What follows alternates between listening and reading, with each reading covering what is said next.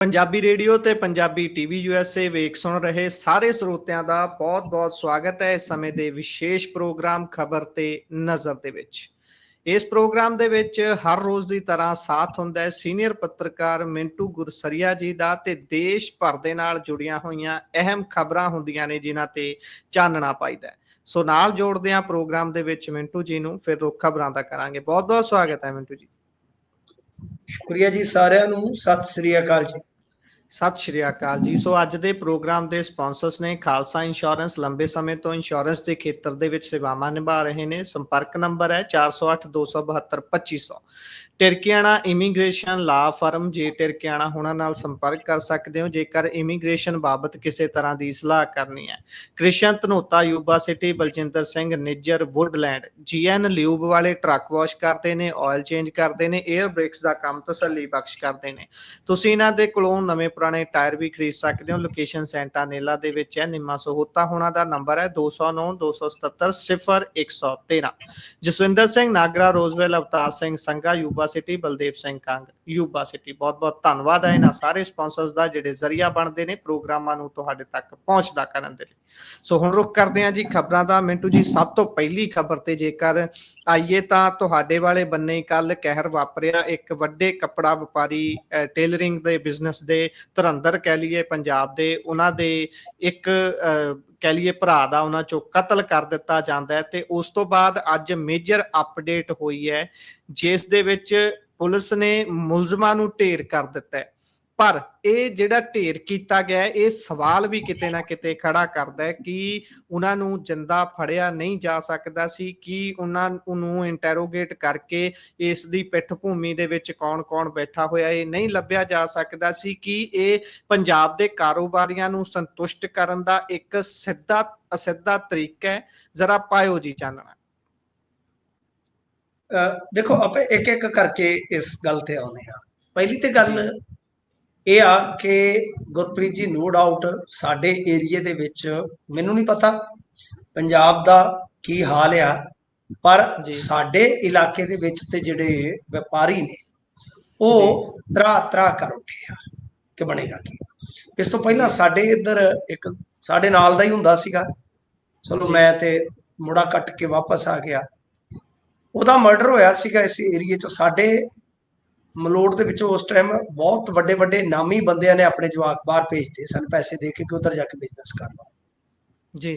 ਫਿਰ ਉਸ ਤੋਂ ਬਾਅਦ ਕੁਝ ਹੋਰ ਮੌਕੇ ਆਏ ਤੇ ਹਿਸਾਬ ਲਾ ਲਓ ਹੁਣ ਆ ਜਿਹੜਾ ਮੌਕਾ ਆ। ਅੱਜ ਮੈਂ ਇੱਕ ਆਪਦੇ ਸ਼ਹਿਰ ਦੇ ਪੌਸ਼ ਇਲਾਕੇ 'ਚ ਗਿਆ ਤੇ ਮੈਨੂੰ ਉੱਥੇ ਨਾ ਕੋਈ ਮੁੰਡਾ ਕੁੜੀ ਨਾ ਦਿਖਾਈ ਦਿੱਤਾ। ਮੈਂ 5-7 ਮਿੰਟ ਆਪਦੇ ਦੋਸਤ ਕੋਲ ਖਲੋਤਾ ਤੇ ਮੈਂ ਉਹਨੂੰ ਸਵੈਕੀ ਪੁੱਛ ਲਿਆ ਜੀ। ਉਹਨੇ ਮੈਨੂੰ ਹਾਂ ਚੀਜ਼ਾਂ ਕਨਫਰਮ ਕਰਕੇ ਦਿੱਤੀਆਂ। ਉਹਨੇ ਆਖਿਆ ਕੋਠੀਆਂ ਸਾਰੀਆਂ ਜਿਹੜੀਆਂ ਤੂੰ ਵੇਖਣਾ ਹੈ ਨਾ ਇਹ ਰੈਂਟ ਤੇ ਨੇ। ਪਹਿਲਾਂ ਜਵਾਕ ਬਾਹਰ ਭੇਜੇ ਬਿਜ਼ਨਸਮੈਨਾਂ ਨੇ, ਯਾਨੀ ਹਿੰਦੂ ਕਮਿਊਨਿਟੀ ਦੇ ਜ਼ਿਆਦਾ, ਤੇ ਹੁਣ ਉਹ ਆਪ ਵੀ ਚਲੇ ਗਏ ਨੇ।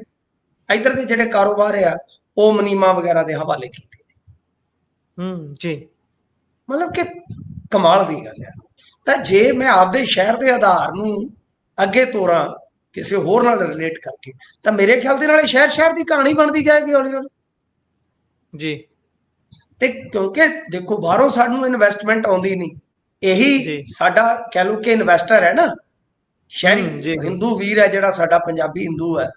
ਉਹਨੇ ਮੰਨ ਲਓ 50 ਲੱਖ ਕਿਤੋਂ ਕਮਾਇਆ, ਪ੍ਰੋਫਿਟ ਕਮਾਇਆ, 30 ਲੱਖ ਗਾ ਫਿਰ ਨਵੇਂ ਬਿਜ਼ਨਸ ਚਲਾਤਾ। ਐਂ ਚੱਲਦੀ ਹੈ ਨਾ ਚੇਨ ਜੀ। ਤੇ ਜੇ ਉਹਦੀ ਹਿਜਰਤ ਹੋ ਰਹੀ ਆ, ਇਟ ਮੀਨ ਕਿ ਅਸੀਂ ਬਹੁਤ ਖਤਰਨਾਕ ਪੋਜੀਸ਼ਨ 'ਚ ਆ ਗਏ ਆ ਜੀ। ਇਹ ਤਾਂ ਤਰਾ ਜਾਂ ਕਹਿ ਲਓ ਕਿ ਭੈ ਭੀਤ ਹੋਣ ਦਾ ਜਿਹੜਾ ਮਾਮਲਾ ਉਹ ਮੈਂ ਤੁਹਾਨੂੰ ਦੱਸ ਰਿਹਾ। ਦੂਜੀ ਚੀਜ਼, ਹੁਣ ਆਈਏ ਇਸ ਮਾਮਲੇ ਦੇ ਵਿੱਚ। ਬਿਲਕੁਲ ਤੁਸੀਂ ਇੱਕ ਗੱਲ ਕਹੀ ਕਿ ਇਹ ਵਪਾਰੀ ਵਰਗ ਨੂੰ ਸੰਤੁਸ਼ਟ ਨਹੀਂ ਕੀਤਾ ਗਿਆ। ਇਹ ਪੂਰੇ ਪੰਜਾਬ ਦੀਆਂ ਜਿਹੜੀਆਂ ਸੋਸ਼ਲ ਮੀਡੀਆ ਤੇ ਭਾਵਨਾਵਾਂ ਹੁੰਦੀਆਂ ਨਾ, ਪੁਲਿਸ ਉਸ ਹਿਸਾਬ ਨਾਲ ਫਿਰ ਕੰਮ ਕਰਨਾ ਸਟਾਰਟ ਕਰ ਦਿੰਦੀ ਹੈ ਜੀ। ਇਹ ਵੀ ਬਹੁਤ ਖਤਰਨਾਕ ਸਿਚੁਏਸ਼ਨ ਹੈ। ਕਿਉਂਕਿ ਕੱਲ ਨੂੰ ਹੋ ਸਕਦਾ ਹੈ ਕਿ ਮੇਰੇ ਖਿਲਾਫ ਮੰਨ ਲਓ ਮੈਨੂੰ ਥਾਣੇ 'ਚ ਬੰਦ ਕਰ ਦਿੱਤਾ ਗਿਆ, ਪਰ ਬਾਹਰਲੇ ਲੋਕਾਂ ਨੂੰ ਲੱਗ ਰਿਹਾ ਕਿ ਇਸਨੇ ਇੱਕ ਕੁਕਰਮ ਕਰ ਦਿੱਤਾ ਹੈ, ਜਦ ਕਿ ਹੋ ਸਕਦਾ ਸਰਕਾਰ ਦੀ ਕੋਈ ਚਾਲ ਹੋ ਜੀ। ਤਾਂ ਇਨਕਾਊਂਟਰ ਉਹ ਫਿਰ ਜਸਟੀਫਾਈਬਲ ਬਣਾ ਦਿੱਤਾ ਜਾਂਦਾ ਹੈ ਜੀ। ਜਾਂ ਹੋ ਸਕਦਾ ਕਿ ਥਾਣੇ 'ਚ ਹੀ ਭੀੜ ਨੂੰ ਵਾੜ ਦਿੱਤਾ ਜਾਵੇ ਕਿ ਉੱਥੇ ਹਵਾਲਾਤੀ ਕੰਮ ਕਰ। ਜੀ ਇਹ ਬਹੁਤ ਖਤਰਨਾਕ ਪੋਜੀਸ਼ਨ ਹੁੰਦੀ ਹੈ। ਇਹ ਦੂਸਰੀ ਖਤਰਨਾਕ ਅਵਸਥਾ ਹੈ ਸਾਡੇ ਸਮਾਜ ਦੀ। ਤੀਜੀ ਗੱਲ ਕਿ ਇਹ ਘਟਨਾਵਾਂ ਅਮੁੱਕ ਨੇ, ਇਹ ਰੁਕ ਨਹੀਂ ਰਹੀਆਂ। ਇਹ ਵੀ ਬੜੀ ਖਤਰਨਾਕ ਗੱਲ ਹੈ। ਹੁਣ ਤੁਸੀਂ ਇਹ ਚੀਜ਼ ਦੇਖੋ ਕਿ ਇਹ ਬੰਦੇ ਜਿਹੜੇ ਸੀਗੇ, ਮੇਰੀ ਇਨਫੋਰਮੇਸ਼ਨ ਹੈ ਜਿਹੜੀ ਮੈਨੂੰ ਮੇਰੇ ਸੋਰਸ ਨੇ ਠੀਕ 10 ਵੱਜ ਕੇ ਕੁਝ ਮਿੰਟ ਤੇ ਦੱਸਤਾ ਸੀਗਾ ਕਿ ਬੰਦੇ ਪਟਿਆਲੇ ਤੋਂ ਫੜੇ ਗਏ ਨੇ ਜੀ। ਠੀਕ ਹੈ ਜੀ। ਉਸ ਤੋਂ ਬਾਅਦ ਨਾਲੇ ਇਹ ਵੀ ਦੱਸਤਾ, ਦੇਖੋ ਕਮਾਲ ਦੀ ਗੱਲ, ਨਾਲ ਇਹ ਵੀ ਦੱਸਤਾ ਕਿ ਸ਼ੂਟਰ ਨਹੀਂ ਹੈ। ਜੀ ਇਹ ਸ਼ੂਟਰਾਂ ਦੇ ਜਿਹੜੇ ਹੈਲਪਿੰਗ ਹੈਂਡ ਸੀਗੇ, ਇਹ ਉਹ ਬੰਦੇ ਨੇ ਜੀ, ਯਾਨੀ ਜਿਨ੍ਹਾਂ ਨੇ ਸ਼ੂਟਰਾਂ ਨੂੰ ਨਿਕਲ ਚ ਮਦਦ ਕੀਤੀ ਹੈ। ਰਾਤ ਸਾਰੀ ਪੁਲਿਸ ਲੱਗੀ ਰਹੀ, ਪੁਲਿਸ ਸੁੱਤੀ ਨਹੀਂ। ਇਸ ਏਰੀਏ ਦੇ ਅਫਸਰ ਸੜਕਾਂ ਛਾਣਦੇ ਰਹੇ, ਲਗਾਤਾਰ ਜੋ ਤਕਨੀਕੀ ਸੂਹ ਹੁੰਦੀ ਸੀ ਟੋਹ ਲਾਉਣ ਦਾ ਯਤਨ, ਮਤਲਬ ਕਿ ਬਹੁਤ ਕੁਝ ਕੀਤਾ ਗਿਆ, ਪਰ ਅਖੀਰ ਰਾਤ ਭੰਨੀ ਕੰਮ ਆ ਗਈ। ਦੋਵੇਂ ਬੰਦੇ ਇਹਨਾਂ ਨੂੰ ਮਿਲ ਗਏ ਪਟਿਆਲੇ ਏਰੀਏ ਚ ਜੀ। ਠੀਕ ਹੈ ਜੀ। ਉਸ ਤੋਂ ਬਾਅਦ ਦੁਪਹਿਰੇ ਪ੍ਰੈਸ ਕਾਨਫਰੰਸ ਹੁੰਦੀ ਹੈ ਕਿ ਗ੍ਰਿਫਤਾਰੀ ਹੋ ਗਈ ਹੈ, ਮਤਲਬ ਜੀ ਸਾਫ਼ ਕਰ ਦਿੱਤੇ। ਪਰ ਉਸ ਤੋਂ ਕੁਝ ਮਿੰਟਾਂ ਬਾਅਦ ਸਾਡੇ ਇੱਥੇ ਅਬੋਹਰ ਦੇ ਵਿੱਚ ਪੰਜ ਪੀਰ ਜਗ੍ਹਾ ਹੈ, ਟਿੱਬਾ ਹੈ, ਉਹਦੀ ਬੈਕ ਸਾਈਡ ਥੋੜੇ ਸਾਲ ਪਹਿਲਾਂ ਰੇਲਵੇ ਲਾਈਨ ਨਿਕਲੀ ਆ ਜੀ।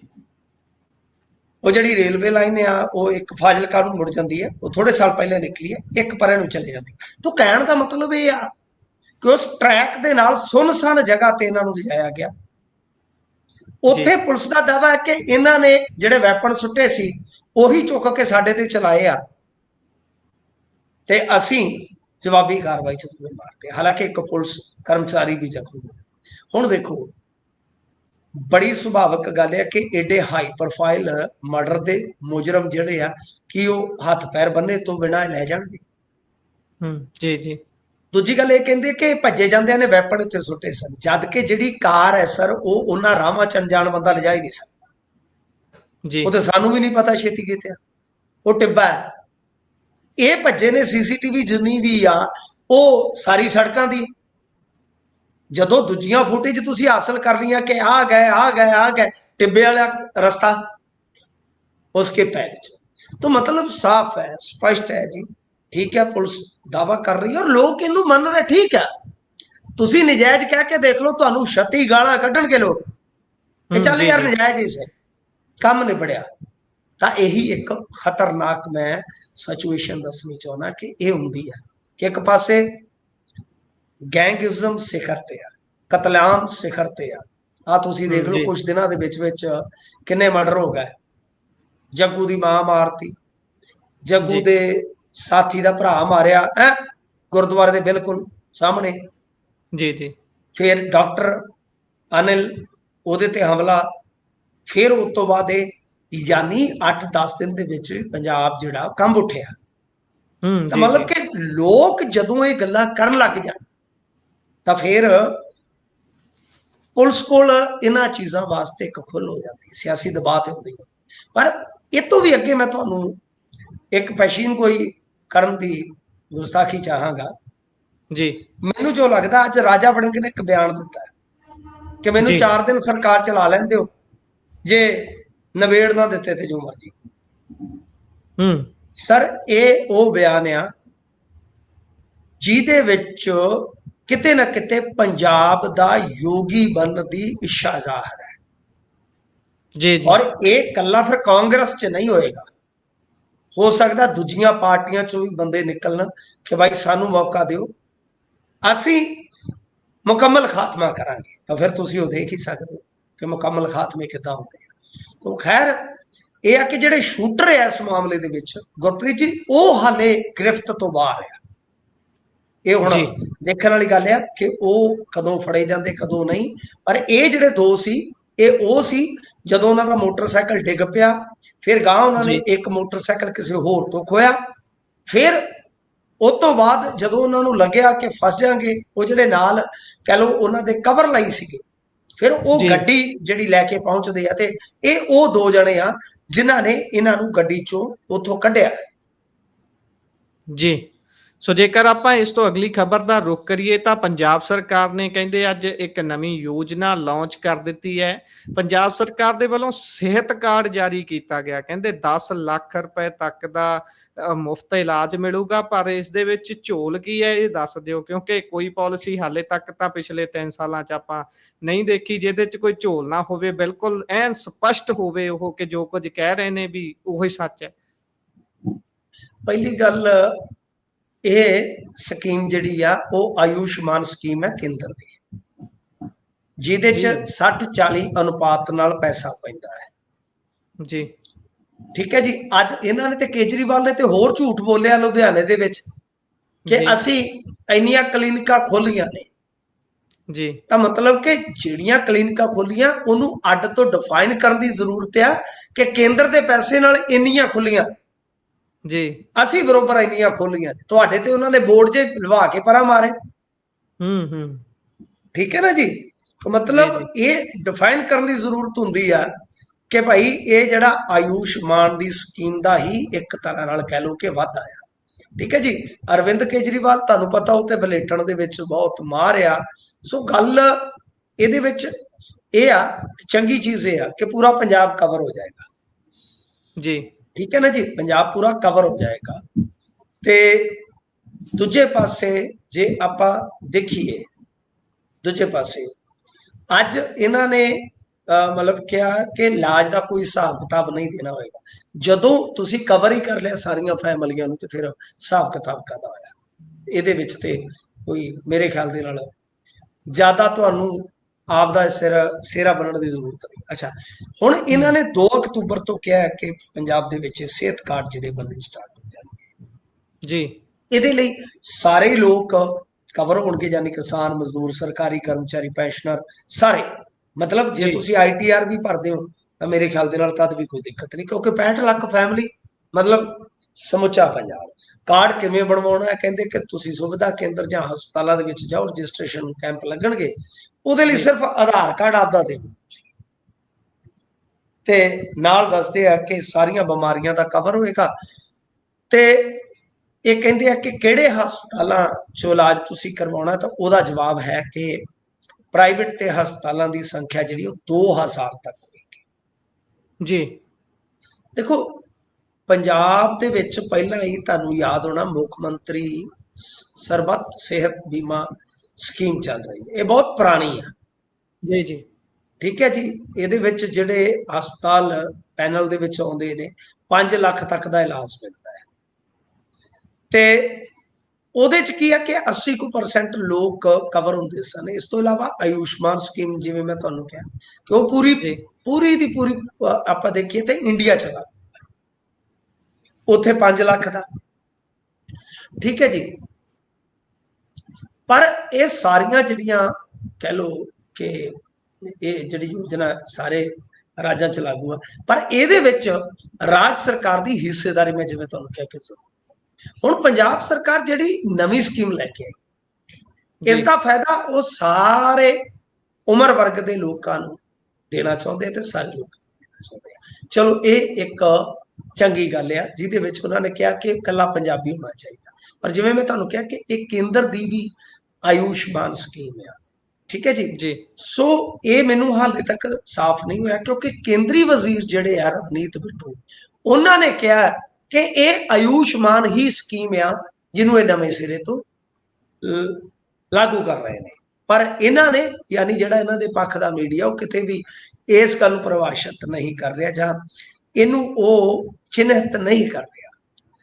ਦੂਜੀ ਗੱਲ ਕਿ ਦੇਖੋ, ਜੋ ਤੁਸੀਂ ਕਹਿ ਰਹੇ ਹੋ, ਮੈਂ ਆਪਦਾ ਇੱਕ ਅੱਡ ਤੋਂ ਦ੍ਰਿਸ਼ਟੀਕੋਣ ਰੱਖਦਾ ਗੁਰਪ੍ਰੀਤ ਜੀ, ਕਿ ਜਦੋਂ ਕੋਈ ਸਕੀਮ ਲਾਗੂ ਹੁੰਦੀ ਹੈ ਸਾਨੂੰ ਅਗਾਊਂ ਉਹਦੀ ਵੀ ਕੋਈ ਕਹਾਣੀ ਜਿਹੜੀ ਆ ਛੇੜਨ ਤੋਂ ਪਹਿਲਾਂ ਸੋਚ ਲੈਣਾ ਚਾਹੀਦਾ ਕਿ ਰਿਜ਼ਲਟ ਸਾਡੇ ਕੋਲ ਹੋਣਾ ਚਾਹੀਦਾ। ਰਿਜ਼ਲਟ ਕੀ?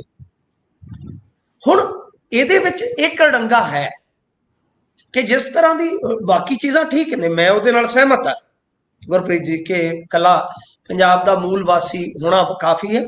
ਤੁਸੀਂ ਗਰੀਬ ਹੋ, ਅਮੀਰ ਹੋ, ਡਜ਼ਨਟ ਮੈਟਰ ਕਿਸ ਜਾਤ ਦੇ ਹੋ, ਸਰਕਾਰੀ ਕਰਮਚਾਰੀ ਹੋ ਨਹੀਂ ਹੋ, ਕੋਈ ਫਰਕ ਜੀ ਨਹੀਂ ਪੈਂਦਾ। ਇਹ ਸੋਹਣੀ ਗੱਲ ਹੈ। ਹੂੰ ਇਹ ਸਮੁੱਚਾ ਪੰਜਾਬ ਹੌਲੀ ਸੌਲੀ ਕਹਿ ਲੋ ਕਿ ਕਵਰ ਹੋ ਗਿਆ। ਹੁਣ ਦਿੱਕਤ ਕੀ ਆ ਕਿ ਜਿਸ ਹਾਲਾਤ ਦੇ ਵਿੱਚ ਆਪਾਂ ਪੰਜਾਬ ਦਾ ਖਜ਼ਾਨਾ ਦੇਖਦੇ ਹਾਂ, ਤੁਹਾਨੂੰ ਯਾਦ ਜੀ ਹੋਣਾ, ਥੋੜਾ ਜਿਹਾ ਪਿੱਛੇ ਚਲੇ ਜਾਓ, ਕਿੰਨੇ ਹੀ ਹਸਪਤਾਲ ਸੀਗੇ ਜਿਨ੍ਹਾਂ ਨੇ ਇਲਾਜ ਕਰਨ ਤੋਂ ਮਨਾ ਕਰ ਦਿੱਤਾ ਸੀ ਕਿ ਜੀ ਗਵਰਨਮੈਂਟ ਜੀ ਸਾਨੂੰ ਪੇ ਨਹੀਂ ਕਰ ਰਹੀ। ਤੁਹਾਨੂੰ ਯਾਦ ਹੋਣਾ ਜੀ ਜੀ ਕਿ ਗਵਰਨਮੈਂਟ ਸਾਨੂੰ ਪੇ ਨਹੀਂ ਕਰ ਰਹੀ। ਜੇ ਇਹ ਦਿੱਕਤ ਆਉਂਦੀ ਆ ਜਿਹੜੇ ਇਨਪੈਨਲ ਕਰਨਗੇ ਹਸਪਤਾਲ ਉਹਨਾਂ ਦੇ ਵਿੱਚ, ਤਾਂ ਮੇਰੇ ਖਿਆਲ ਦੇ ਨਾਲ ਫਿਰ ਕੋਈ ਫਾਇਦਾ ਨਹੀਂ। ਫਾਇਦਾ ਤਾਂ ਇਹ ਆ ਕਿ ਇੱਕ ਤਾਂ ਇਹਦੇ ਵਿੱਚ ਜੁਗਾੜ ਨਾ ਲੱਗਣ, ਮਤਲਬ ਕਿ ਘਪਲੇ ਨਾ ਹੋਣ, ਜੀ ਕਿਉਂਕਿ ਤੁਹਾਨੂੰ ਪਤਾ ਬਹੁਤ ਕੁਝ ਹੁੰਦਾ ਹੈ। ਕਿਸੇ ਦਾ ਇਲਾਜ ਫ੍ਰੀ ਕਰ ਦਿੱਤਾ ਜਾਂਦਾ ਹੈ, ਉਹ ਅੱਡ ਕਰ ਦਿੱਤਾ ਜਾਂਦਾ, ਉਹਦੇ ਬਿੱਲ ਜਿਹੜੇ ਫਿਰ ਅੱਡ ਤੋਂ ਬਣਾ ਦਿੱਤੇ ਜਾਂਦੇ ਆ, ਉਹ ਸਾਰੀਆਂ ਚੀਜ਼ਾਂ ਚੱਲਦੀਆਂ ਨੇ। ਤਾਂ ਉਹ ਚੀਜ਼ਾਂ ਨਹੀਂ ਹੋਣੀਆਂ ਚਾਹੀਦੀਆਂ। ਇੱਕ ਤੇ ਪਾਰਦਰਸ਼ਤਾ ਲਾਜ਼ਮੀ ਆ, ਤੇ ਜੀ ਦੂਜਾ ਜੀ ਕਿ ਇਹਦੇ ਚ ਲਗਾਤਾਰਤਾ ਹੋਣੀ ਲਾਜ਼ਮੀ ਆ, ਕਿਉਂਕਿ ਪਹਿਲਾਂ ਤੇ ਇਹ ਆ ਕਿ ਕਾਰਡ ਕਿੰਨੇ ਕੁ ਲੋਕ ਬਣਾਉਂਦੇ ਇਹ ਦੇਖਣਾ ਹੋਏਗਾ, ਫਿਰ ਇਲਾਜ ਜੀ ਕਿੰਨੇ ਕੁ ਲੋਕਾਂ ਦਾ ਹੁੰਦਾ, ਖੱਜਲ ਖੁਆਰੀ ਤੋਂ ਕਿੰਨੇ ਕੁ ਲੋਕ ਪਰੇਸ਼ਾਨ ਹੋ ਕੇ ਫਿਰ ਇਹਦਾ ਖਹਿੜਾ ਛੱਡਣਗੇ, ਉਹ ਬਾਅਦ ਦੀ ਗੱਲ। ਜੀ ਸੋ ਵੇਖਾਂਗੇ ਇਹਦੇ ਚ ਬਣੂਗਾ ਕੀ। ਪਰ ਉਧਰ ਜੇਕਰ ਆਪਾਂ ਚਲੀਏ ਤਰਨਤਾਰਨ ਵੱਲ, ਉੱਥੇ ਵਿਧਾਇਕ ਸੋਹਲ ਸਾਹਿਬ ਜਿਹੜੇ ਆਮ ਆਦਮੀ ਪਾਰਟੀ ਨਾਲ ਸੰਬੰਧ ਰੱਖਦੇ ਸੀ, ਉਹਨਾਂ ਦਾ ਬੀਤੇ ਦਿਨ ਨਿਧਨ ਹੋ ਜਾਂਦਾ ਹੈ, ਤੇ ਉਸ ਤੋਂ ਬਾਅਦ ਹੁਣ ਸੀਟ ਵਿਹਲੀ ਹੋਣ ਤੇ ਸੁਭਾਵਿਕ ਹੈ ਕਿ 6 ਮਹੀਨਿਆਂ ਦੇ ਅੰਦਰ ਅੰਦਰ ਉਪ ਚੋਣ ਹੋਣੀ ਹੈ। ਤੇ ਸਭ ਤੋਂ ਪਹਿਲਾਂ ਇਸ ਵਾਰ ਮਾਰਕਾ ਮਾਰਿਆ ਹੈ ਅੰਮ੍ਰਿਤਪਾਲ ਸਿੰਘ ਹੋਣਾ ਦੀ ਪਾਰਟੀ ਨੇ, ਵਾਰਿਸ ਪੰਜਾਬ ਦੇ ਜਥੇਬੰਦੀ ਜਿਹੜੀ ਉਹਨਾਂ ਦੀ ਹੈ ਪਾਰਟੀ ਹੈ, ਤੇ ਕਹਿੰਦੇ ਨੇ ਵੀ ਅਸੀਂ ਚੋਣ ਲੜਾਂਗੇ। ਉਮੀਦਵਾਰ ਵਗੈਰਾ ਲੱਭ ਲਿਆ ਗਿਆ ਜਾਂ ਫਿਰ ਸਿਰਫ ਹਾਲੇ ਨਿਕਸੁਕ ਐਲਾਨ ਹੀ ਕੀਤਾ ਜੀ? ਦੇਖੋ, ਜਿੰਨੀ ਕੋ ਆਵਾਜ਼ ਆਪਾਂ ਸੁਣਦੇ ਆ ਕਿ ਬੀਬੀ ਖਾਲੜਾ ਦੀ ਕਿਤੇ ਨਾ ਕਿਤੇ ਕਹਿ ਲੋ ਪਛੀਨ ਗੋਈ ਹੈ, ਕਿਆ ਸਰਾਈ ਹੈ ਕਿ ਉਹ ਆ ਸਕਦੇ ਆ। ਹੁਣ ਜੀ ਨਾ ਤੇ ਉਹਨਾਂ ਬੰਨੀ ਕੋਈ ਕਨਫਰਮੇਸ਼ਨ ਹੈ, ਨਾ ਪਾਰਟੀ ਨੇ ਕੋਈ ਉਮੀਦਵਾਰ ਐਲਾਨਿਆ। ਪਰ ਅਸਲ ਦੇ ਵਿੱਚ ਕੀ ਆ ਕਿ ਤੁਹਾਨੂੰ ਪਤਾ ਹੈ ਕਿ ਪੰਥਕ ਧਿਰਾਂ ਦੇ ਵਿੱਚ ਵੀ ਏਕਤਾ ਨਹੀਂ ਹੈ। ਜੀ ਠੀਕ ਹੈ ਨਾ ਜੀ। ਖਾਸ ਤੌਰ ਤੇ ਅਕਾਲੀ ਦਲ ਅੰਮ੍ਰਿਤਸਰ ਨੂੰ ਜੇ ਦੇਖੀਏ ਤੇ ਉਹਨਾਂ ਦੀ ਬਿਲਕੁਲ ਹੀ ਜੁਦਾ ਲਾਈਨ ਆ, ਮਤਲਬ ਕਿ ਰਾਜਨੀਤਿਕ ਲਾਈਨ ਦੇ ਵਿੱਚ ਉਹ ਕਿਤੇ ਨਾ ਕਿਤੇ ਆ ਕੇ ਥੋੜੇ ਇਹਨਾਂ ਦੇ ਆਮੋ ਸਾਹਮਣੇ ਹੋ ਜਾਂਦੇ। ਤਾਂ ਸ਼ਾਇਦ ਇੱਕ ਤੇ ਇਹ ਆ ਕਿ ਅਕਾਲੀ ਦਲ ਵਾਰਸ ਪੰਜਾਬ ਦੇ ਨੇ ਅਗਾਊ ਸੂਚਨਾ ਦੇ ਦਿੱਤੀ ਕਿ ਅਸੀਂ ਲੜਾਂਗੇ। ਜੀ ਜੀ ਦੂਜਾ ਕਿ ਉਮੀਦਵਾਰ ਬੀਬੀ ਖਾਲੜਾ ਜੇ ਦਿੱਤੇ ਜਾਂਦੇ ਆ ਤਾਂ ਮੇਰੇ ਖਿਆਲ ਦੇ ਨਾਲ ਉਹ ਦੂਸਰਾ ਪੈਗਾਮ ਹੋਏਗਾ ਜੀ ਕਿ ਭਾਈ ਤੁਸੀਂ ਕੋਈ ਆਪਣਾ ਉਮੀਦਵਾਰ ਨਾ ਉਤਾਰਿਓ। ਪਰ ਇਹਦੇ 'ਚ ਇਹ ਵੀ ਵੇਖਣ ਯੋਗ ਹੋਏਗਾ ਕਿ ਕੀ ਦੂਸਰੀ ਪੰਥਕ ਜਥੇਬੰਦੀ ਕੋਈ ਆ ਉਹ ਪਹਿਲਾਂ ਹੀ ਮੈਦਾਨ 'ਚ ਉਤਾਰ ਦੇਗੀ, ਕਿਉਂਕਿ ਫਿਰ ਉਹਦੇ ਕੋਲ ਜੀ ਇੱਕ ਤਰਕ ਹੋਏਗਾ ਕਿ ਅਸੀਂ ਆਪਣਾ ਉਮੀਦਵਾਰ ਪਹਿਲਾਂ ਹੀ ਮੈਦਾਨ 'ਚ ਉਤਾਰ ਚੁੱਕੇ ਹਾਂ। ਤਾਂ ਮਤਲਬ ਇੱਕ ਪਾਸੇ ਇਹ ਕਸ਼ਮਕਸ਼ ਦੇਖਣ ਵਾਲੀ। ਦੂਜੀ ਗੱਲ ਦੇਖੋ, ਜਿਹੜਾ ਲੋਕ ਸਭਾ ਦਾ ਇਲੈਕਸ਼ਨ ਸੀਗਾ ਸਭ ਨੂੰ ਯਾਦ ਹੋਏਗਾ, ਉਹਦੇ ਵਿੱਚ ਇੱਕ ਦੋ ਚੀਜ਼ਾਂ ਸੀ। ਇੱਕ ਤੇ ਇਹ ਹੈ ਕਿ ਬਹੁਤ ਸਾਰੇ ਵੋਟਰਾਂ ਦੇ ਵਿੱਚ ਪਰਸੈਪਸ਼ਨ ਇਹ ਸੀ ਕਿ ਅੰਮ੍ਰਿਤਪਾਲ ਸਿੰਘ ਜਿੱਤ ਤੋਂ ਬਾਅਦ ਰਿਹਾ ਹੋ ਜਾਣਗੇ। ਉਹ ਹੌਲੀ ਹੌਲੀ ਮਿੱਥ ਟੁੱਟ ਗਈ ਕਿ ਜਿੱਤਣ ਤੇ ਰਿਹਾ ਨਹੀਂ ਹੋ ਸਕਦੇ। ਸੈਕਿੰਡ ਕਿ ਉਸ ਵੇਲੇ ਮਾਹੌਲ ਜਿਹੜਾ ਸੀਗਾ ਪੰਜਾਬ ਦੇ ਵਿੱਚ ਉਹ ਐਂਟੀ ਬੀਜੇਪੀ ਸੀ। ਇਸ ਏਰੀਏ 'ਚ ਮੈਨੂੰ ਉਮੀਦ ਆ ਕਿ ਬੀਜੇਪੀ ਕੋਈ ਚਮਤਕਾਰੀ ਪ੍ਰਦਰਸ਼ਨ ਤੇ ਨਹੀਂ ਕਰੇਗੀ।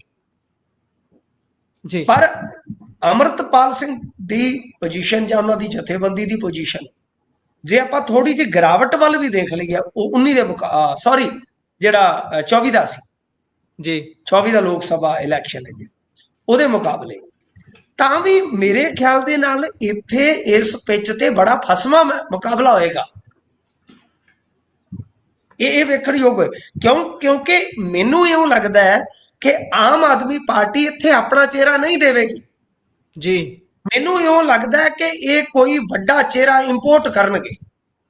ਜੀ ਜੀ ਵੱਡਾ ਚਿਹਰਾ ਇੰਪੋਰਟ ਕਰਨਗੇ ਜਿਹਦੀ ਪਰਸਨਲ ਵੋਟ ਹੋਏਗੀ, ਜਿਹੜਾ ਵਿਧਾਇਕ ਰਹਿ ਚੁੱਕਾ ਹੋਏਗਾ, ਲੰਮੇ ਸਮੇਂ ਤੱਕ ਨੁਮਾਇੰਦਗੀ ਕਰ ਚੁੱਕਾ ਹੋਏਗਾ। ਤਦ ਹੀ ਮਤਲਬ ਕਿ ਇੱਕ ਪੰਥਕ, ਮੈਂ ਹਾਲੇ ਵੀ ਕਹਿੰਦਾ ਕਿ ਉਹ ਧਿਰ ਜਿਹੜੀ ਕਿ ਠੀਕ ਆ, ਹੋ ਸਕਦਾ ਕਿ ਉਹ ਪ੍ਰਦਰਸ਼ਨ ਵਨ ਸਾਈਡਡ ਪ੍ਰਦਰਸ਼ਨ ਸੀਗਾ ਖਡੂਰ ਸਾਹਿਬ ਵਾਲਾ, ਤੁਹਾਨੂੰ ਪਤਾ ਹੀ ਹੈ। ਐਸਾ ਪ੍ਰਦਰਸ਼ਨ ਨਾ ਦੁਹਰਾਵੇ, ਪਰ ਉਹ ਸਿੱਧੀ ਚੁਣੌਤੀ ਦੇ ਸਕਦੀ ਆ ਕਿਉਂਕਿ ਇਹ ਇਲਾਕਾ ਹੀ ਐਸਾ ਹੈ। तो इस करके मैनू यूं लगता कि आम आदमी पार्टी शायद ये पता खेडेगी कि अपना एक तो सत्ताधारी धिर का जो एडवांटेज उन्हें लेना है वो प्लस परसनल वोट वाला एक चेहरा लिया जाए जिन्हें उन्हें मतलब कि नुमाइंदगी की होवे सोहल साहब वांगू। जी जी।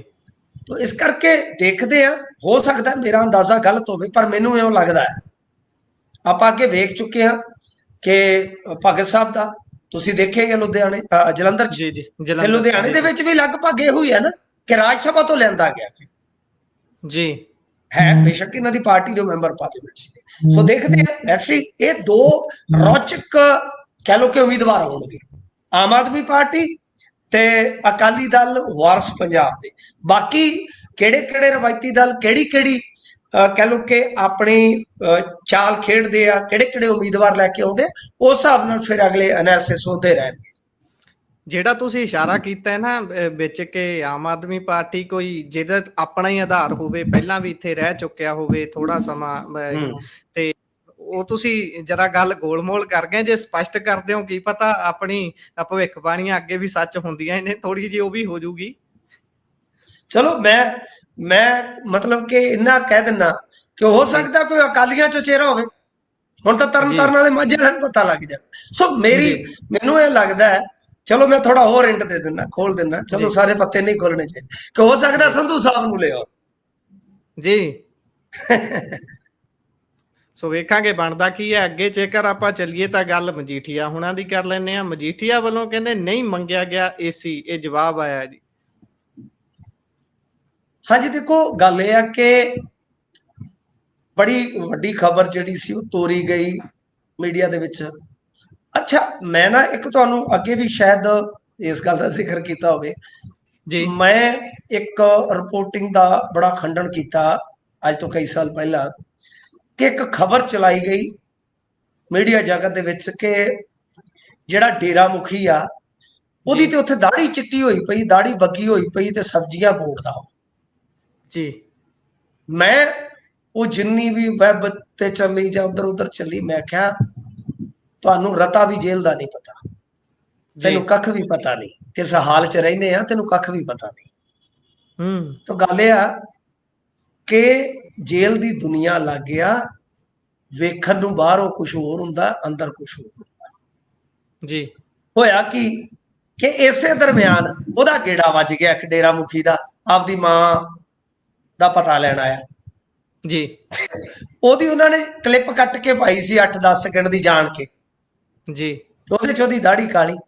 ਮੈਂ ਕਿਹਾ ਯਾਰ ਕਿਹੜੀਆਂ ਗੱਲਾਂ ਪੈ ਕਰਦੇ ਜੀ, ਜਿਹੜੇ ਬੰਦੇ ਲਈ ਜੇਲ੍ਹ ਅੰਦਰ ਆਡਿਆ ਲੰਗਰ ਆਡਿਆ ਜੀ, ਉਹਨੂੰ 2 ਰੁਪਈਆ ਦੀ ਕਲਫ ਨਾ ਦਿੰਦੇ ਹੋਣਗੇ, ਉਹ ਕਿਹੜੀਆਂ ਗੱਲਾਂ ਕਰਦੇ ਯਾਰ। तो इस तरह कि जेल की जो रिपोर्टिंग होंगी है वो बड़ी कई बार तथहीन होंगी है, क्योंकि उन्होंने काउंटर करने वास्ते अगों कोई तजर्बेकार ऑडियंस या पाठक वर्ग नहीं होंदा। सारे जेल च तां नहीं रहे ना, गल ये सारे जेल च नहीं रह चुके होंगे, और जेडे हुंदे आ वो लिखण पढ़न वाले भी सारे नहीं हो सकते, सारे नहीं होंदे जी, जिन्हां ने गेड़ा कढ़िया हुंदा। तो अगला हस छड्डदा। तो पहली गल गुरप्रीत जी जेल दे विच एसी नहीं जांदे जी, ठीक है जी, जेल दे विच एसी नहीं जांदे, सिर्फ हस्पताल दे विच कूलर वगैरह ला दिते जांदे बीमारां वास्ते जी।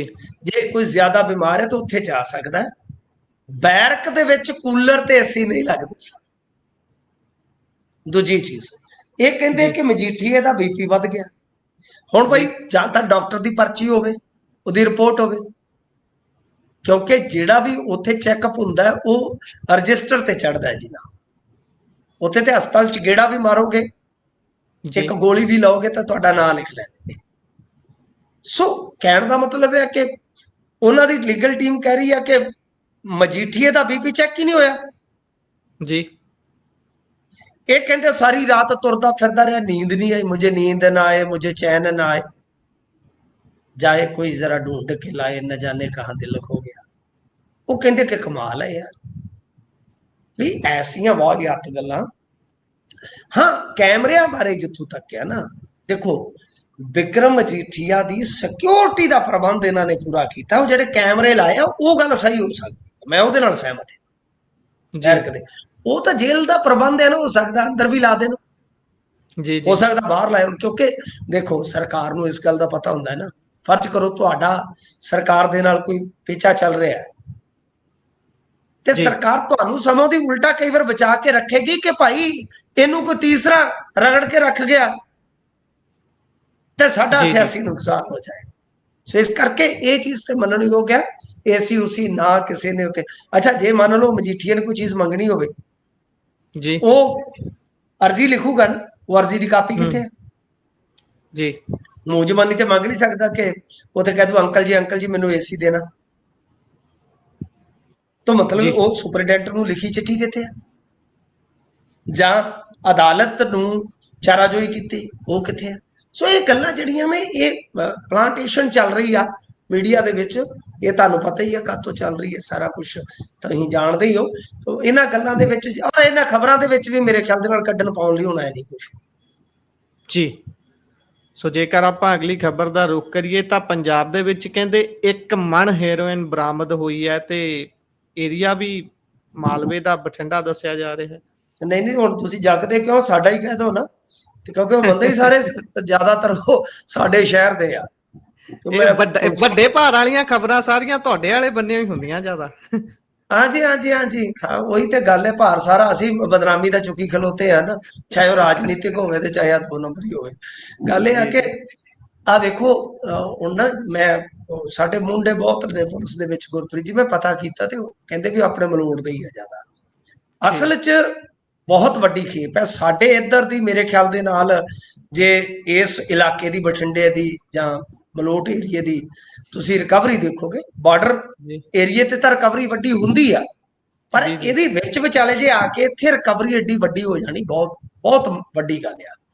ਇੱਕ ਜੀ ਮਣ ਇੱਕ ਮਣ ਆਟਾ ਪਿਆ ਕੇ ਘਰੇ ਰੱਖ ਲਈਏ ਨਾ ਗੁਰਪ੍ਰੀਤ ਜੀ, ਜੀ 4-5 ਜੀ ਆ ਤੇ ਮੇਰੇ ਖਿਆਲ ਦੇ ਨਾਲ 1.5 ਮਹੀਨਾ ਕੱਢ ਜਾਗੇ, ਜੇ ਕੋਈ ਤਗੜਾ ਕੋਈ ਰਿਸ਼ਤੇਦਾਰ ਖਾਣ ਵਾਲਾ ਨਾ ਆਵੇ ਜੀ ਫਿਰ ਤੇ ਮੇਰੇ ਖਿਆਲ ਦੇ ਨਾਲ 2 ਮਹੀਨੇ ਵੀ ਨਿਕਲ ਜਾਣਗੇ, ਮਹੀਨਾ ਦੇ ਵੱਟ ਤੇ ਹੀ ਆ। ਹਿਸਾਬ ਜੀ ਲਾ ਲਓ 1 ਮਣ ਹੈਰੋਇਨ।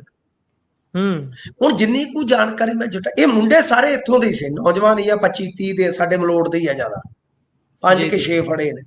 ਅਸਲ 'ਚ ਇਹ ਇੱਥੋਂ ਸ਼ਿਫਟ ਹੋ ਗਏ ਸਨ ਬਠਿੰਡੇ, ਜੀ ਤੇ ਬਠਿੰਡੇ ਰਹਿ ਕੇ ਹੀ ਕੰਮ ਕਰਦੇ ਸੀਗੇ, ਮਤਲਬ ਕਿ ਉੱਥੇ ਇੱਕ ਤਰ੍ਹਾਂ ਨਾਲ ਕਹਿ ਲਓ ਕਿ ਆਪਦਾ ਗਡਾਊਨ ਸੀ ਇਹਨਾਂ ਦਾ, ਜੀ ਉੱਥੇ ਡੰਪ ਕਰਦੇ ਸੀ ਵੱਡੀ ਖੇਪ, ਅਤੇ ਉਸ ਤੋਂ ਬਾਅਦ ਸਪਲਾਈ ਕਰਦੇ ਸਨ। ਐਸਾ ਮੈਂ ਮਤਲਬ ਕਿ ਹੁਣ ਦੇਖੋ ਪੁਲਿਸ ਸਾਰੀ ਆਪਦੀ ਇਨਵੈਸਟੀਗੇਸ਼ਨ ਤਾਂ ਖੋਲਦੀ ਨਹੀਂ, ਜਿੰਨੀ ਕੋ ਆਪਾਂ ਜਾਣਕਾਰੀ ਹਾਸਲ ਕੀਤੀ ਆ ਕਿ ਐਡੀ ਵੱਡੀ ਖੇਪ ਬਠਿੰਡਿਓ ਫੜੀ ਜਾਣੀ। ਹਾਲਾਂਕਿ ਪੁਲਿਸ ਇਸ ਨੂੰ ਜੋੜ ਰਹੀ ਹੈ ਕਿ ਇਹ ਤਾਰਾਂ ਇੰਟਰਨੈਸ਼ਨਲੀ ਜੁੜਦੀਆਂ ਨੇ, ਉਹ ਠੀਕ ਹੋ ਸਕਦੀ ਉਹਨਾਂ ਦੀ ਗੱਲ, ਪਰ ਇੱਥੇ ਲਿਆ ਕੇ ਇਹ ਇਸ ਇਲਾਕੇ ਦੇ ਵਿੱਚ, ਕਿਉਂਕਿ ਬਠਿੰਡਾ ਭੂਗੋਲਿਕ ਤੌਰ ਤੇ ਜੇ ਤੁਸੀਂ ਗੂਗਲ ਤੇ ਨਕਸ਼ਾ ਵੇਖੋਗੇ ਨਾ, ਇਹ ਜੀ ਜੀ ਬਹੁਤ ਟਿਕਾਣੇ ਦੀ ਜਗ੍ਹਾ ਹੈ, ਕਿਉਂਕਿ ਇੱਕ ਪਾਸੇ ਇਹਦੇ ਜੇ ਤੁਸੀਂ ਵੇਖੋਗੇ ਲਹਿੰਦੇ ਵਾਲੀ ਸਾਈਡ ਵੇਖੋਗੇ ਹਰਿਆਣਾ ਸ਼ੁਰੂ ਹੋ ਜਾਂਦਾ, ਤੇ ਜੀ ਅੱਗੇ ਜਾ ਕੇ ਉੱਥੇ ਹੀ ਰਾਜਸਥਾਨ ਸ਼ੁਰੂ ਹੋ ਜਾਂਦਾ।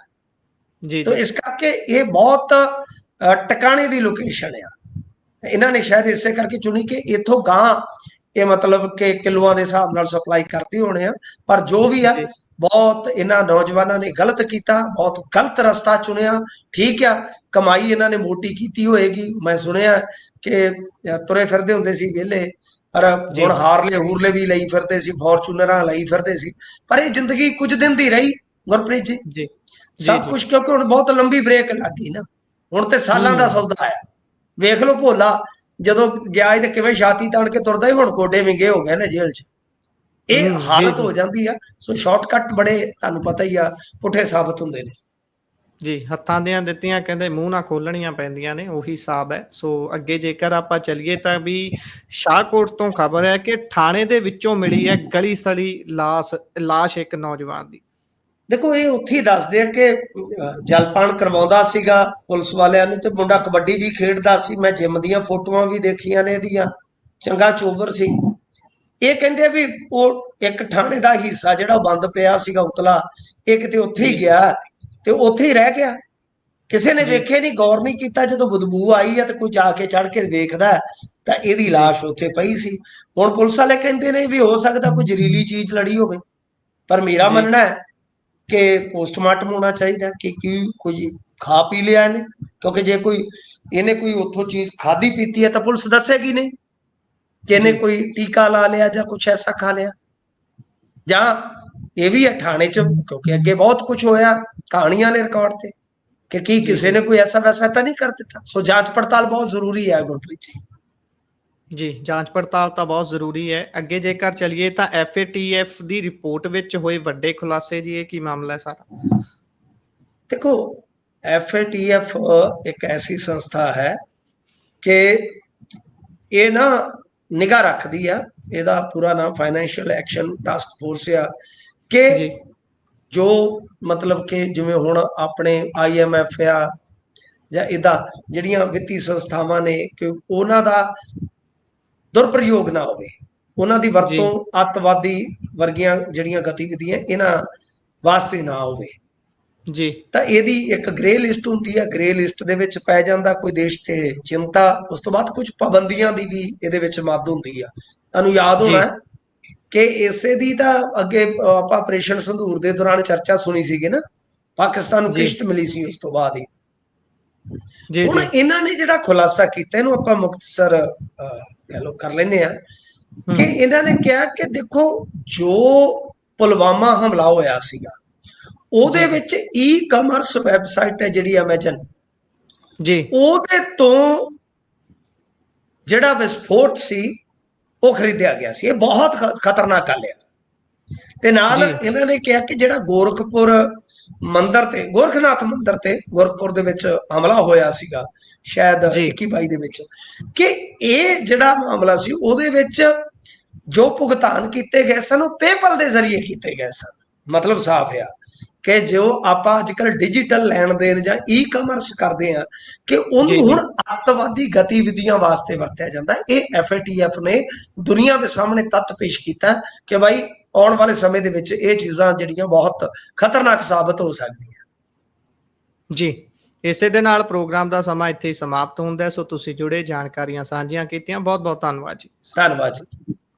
ਸੋ ਇਹ ਸਨ ਸਾਡੇ ਨਾਲ ਮਿੰਟੂ ਗੁਰਸਰੀਆ ਜੀ। ਵੱਖ-ਵੱਖ ਖਬਰਾਂ ਤੇ ਪਾਇਆ ਚਾਨਣਾ। ਕਿਵੇਂ ਲੱਗਿਆ ਤੁਹਾਨੂੰ ਪ੍ਰੋਗਰਾਮ? ਆਪਣੇ ਵਿਚਾਰ, ਰਾਏ, ਟਿੱਪਣੀਆਂ ਜ਼ਰੂਰ ਸਾਂਝੇ ਕਰਿਓ। ਜੁੜੇ ਰਹੋ ਪੰਜਾਬੀ ਰੇਡੀਓ ਤੇ ਪੰਜਾਬੀ TV USA ਦੇ ਨਾਲ। ਪ੍ਰੋਗਰਾਮਾਂ ਦੀ ਲਗਾਤਾਰਤਾ ਇਸੇ ਤਰ੍ਹਾਂ ਬਰਕਰਾਰ ਰਹੇਗੀ। ਧੰਨਵਾਦ। ਸਤਿ ਸ਼੍ਰੀ ਅਕਾਲ।